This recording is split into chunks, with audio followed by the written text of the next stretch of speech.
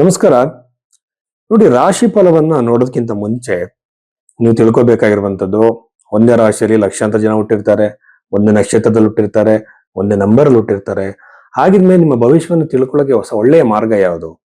Vedic astrology ಬಂದೆ. But ಇಲ್ಲಿ ಏನ್ ಮಾಡ್ತೀವಿ, ನೀವು ಕೊಟ್ಟಿರೋ ಬರ್ತ್ ಟೈಮು ಡೇಟ್ನೇ ಹಾಕ್ತಾರೆ. ನಿಮ್ಮ ಬರ್ತ್ ಟೈಮ್ ಸರಿ ಇದೆ ಇಲ್ವಾ ಅಂತ ಯಾರು ಕೂಡ ಯೋಚನೆ ಮಾಡಲ್ಲ. ಯಾವ ಜ್ಯೋತಿಷರು ತಲೆ ಕೆಡಿಸ್ಕೊಳ್ಳಲ್ಲ. ಬಟ್ ಭೈರವಿ ಆಸ್ಟ್ರೋದಲ್ಲಿ ನಾವೇನ್ ಮಾಡ್ತೀವಿ, ನಿಮ್ಮ ಹಸ್ತರೇಖೆಗಳನ್ನ ಜಾತಕವನ್ನ ಎರಡು ಕೂಡ ಕಂಬೈನ್ ಮಾಡಿ ಪ್ರಶ್ನೆ ಶಾಸ್ತ್ರದಲ್ಲಿ ನೋಡ್ತೀವಿ.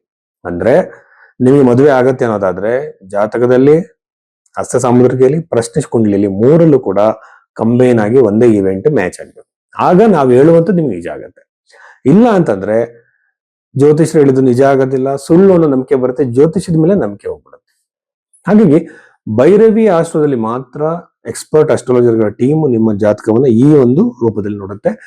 ಋಷಿಗಳು ಹೇಳಿರುವಂತದ್ದು ಮಾತ್ರ. ಎರಡನೇದಾಗಿ ಪರಿಹಾರಗಳು ಕೊಡಬೇಕಾದ್ರೆ ಯಾವ ಕಾಸ್ಟ್ಲಿ ಪರಿಹಾರಗಳು ಇಲ್ಲ, ಕೇವಲ ಮಂತ್ರ ಜಪಗಳು, ಯಂತ್ರಗಳನ್ನ ಇಟ್ಕೊಂಡು ಪೂಜೆ ಮಾಡೋದು, ನೀವೇ ಮಾಡುವಂಥದ್ದು ಮಾತ್ರ ನಾವು ಸಜೆಸ್ಟ್ ಮಾಡ್ತೀವಿ. ಇದು ಭೈರವಿ ಆಸ್ಟ್ರೋವಿನ ಸ್ಪೆಷಲ್. ಅಂದ್ರೆ ನಾವು ಜನಕ್ಕೆ ಒಳ್ಳೆಯ ಸೇವೆಯನ್ನು ಕೊಡಬೇಕು, ನಿಜವಾದ ಜ್ಯೋತಿಷವನ್ನು ಪರಿಚಯ ಮಾಡಿಸ್ಬೇಕು ಅನ್ನೋ ಉದ್ದೇಶದಿಂದ ಮಾಡ್ತಾ ಇದ್ದೀವಿ.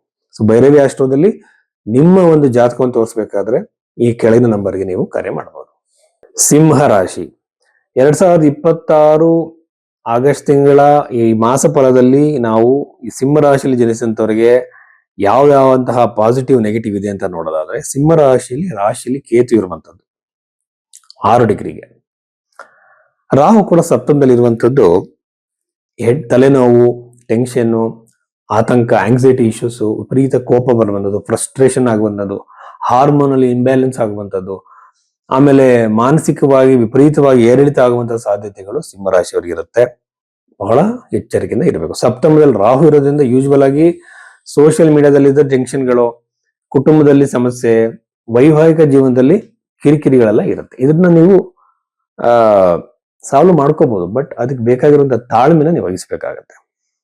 11ನೇ ಮನೆಯಲ್ಲಿ ಬುಧ ಗ್ರಹ ಇರೋದ್ರಿಂದ ಯಾರ್ಯಾರು ವ್ಯಾಪಾರಿಗಳಿದ್ದೀರಾ, ಬಟ್ಟೆ ವ್ಯಾಪಾರ ಇರ್ಬೋದು, ಯಾವುದೇ ತರದ ಬಿಸ್ನೆಸ್ ಗಳಾಗಿರ್ಬೋದು, ಪರ್ಫ್ಯೂಮ್ಸು, ಡಿಯೋಡ್ರೆಂಟ್ಸು, ಆಮೇಲೆ ಫರ್ನಿಚರ್ಸು, ಆಮೇಲೆ ಫುಡ್ ರಿಲೇಟೆಡ್ ಬಿಸ್ನೆಸ್ಗಳು, ಗ್ಯಾಡ್ಜೆಟ್ಸ್ಗಳು, ಮನೆಗೆ ಬೇಕಾಗಿರೋ ವಸ್ತುಗಳು ಏನೇ ಮಾರೋದಾಗಿರ್ಬೋದು, ಇವರಿಗೆ ಲಾಭವಾಗುತ್ತೆ. ಸಿಂಹರಾಶಿಯವರಿಗೆ ಅತಿ ಹೆಚ್ಚಿನ ಲಾಭವಾಗುವಂತ ಸಾಧ್ಯತೆಗಳಿರುತ್ತೆ. ಯಾಕೆಂದ್ರೆ 11ನೇ ಮನೆ ಅಧಿಪತಿ 11ನೇ ಮನೆಯಲ್ಲಿ ಇರುವಂತಹ ಬುಧ ಗ್ರಹನಿಂದ ಲಾಭ ಹೆಚ್ಚಾಗ್ತಾ ಹೋಗುತ್ತೆ, ಪ್ರಾಫಿಟ್ ಜಾಸ್ತಿ ಆಗ್ತಾ ಹೋಗುತ್ತೆ. ಇದು ಒಂದು ಒಳ್ಳೆಯ ಟೈಮ್ ಪೀರಿಯಡ್ ಅಂತ ಹೇಳ್ಬೋದು ವ್ಯಾಪಾರಿಗಳಿಗೆ. ಇನ್ನು ಪ್ರಾಪರ್ಟಿ ಖರೀದಿ ಮಾಡಬೇಕು ಅಂತ ಇದ್ದಂತವ್ರಿಗೆ ಬಹಳ ಅನುಕೂಲವಾಗುತ್ತೆ. ಯಾಕಂದ್ರೆ ಚತುರ್ಥದ ಭಾವದ ಮೇಲೆ ಕುಜಗ್ರಹ ಇರೋದ್ರಿಂದ ಪ್ರಾಪರ್ಟಿ ಖರೀದಿ, ಭೂಮಿ ಖರೀದಿ, ಲ್ಯಾಂಡ್ ಖರೀದಿ, ಕೃಷಿ ಭೂಮಿ ಖರೀದಿ ಸಿಂಹ ರಾಶಿಯವರಿಂದ ಅತಿ ಹೆಚ್ಚಾಗ್ತಾ ಹೋಗುತ್ತೆ. ಹಾಗೇನೆ ಇನ್ನೊಂದು ವಿಚಾರವನ್ನು ನಾವು ಗಮನಿಸಬೇಕಾಗುತ್ತೆ. ದಶಮಾಧಿಪತಿ ಬಂದು 2ನೇ ಮನೆಯಲ್ಲಿ ಇರುವಂತಹ ಶುಕ್ರ ಗ್ರಹ ಇವರಿಗೆ ಯೂಶುವಲ್ ಆಗಿ ಹೆಚ್ಚು ಲಾಭವನ್ನು ತಂದುಕೊಡ್ತಾರೆ. ಅಂದ್ರೆ ಇನ್ಕ್ರಿಮೆಂಟ್, ಸ್ಯಾಲರಿ ಜಾಸ್ತಿ ಆಗುವಂತ ಸಾಧ್ಯತೆ ಸಿಂಹರಾಶಿಯವರಿಗೆ ಅತಿ ಹೆಚ್ಚಾಗಿರುತ್ತೆ.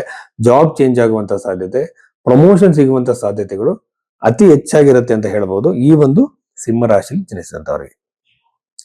ಇದ್ರ ಜೊತೆಲಿ ಇನ್ನೊಂದು ಕೆಲವು ವಿಚಾರಗಳು, 12ನೇ ಮನೆಯಲ್ಲಿ ಇರುವಂತಹ ಗುರುಗ್ರಹದಿಂದ ಅದೊಂದು ಅಷ್ಟಮಾಧಿಪತಿ, ಪಂಚಮಾಧಿಪತಿ, ಇದು ಬಂದು ವಿದ್ಯಾಭ್ಯಾಸಕ್ಕೋಸ್ಕರ ನೀವು ಹೊರಗಡೆ ಹೋಗುವಂತ ಸಾಧ್ಯತೆಗಳಿರುತ್ತೆ. ಹೊಸದಾಗಿ ಬಿಸ್ನೆಸ್ ಗಳನ್ನ ಮಾಡುವಂತ ಸಾಧ್ಯತೆಗಳಿರುತ್ತೆ.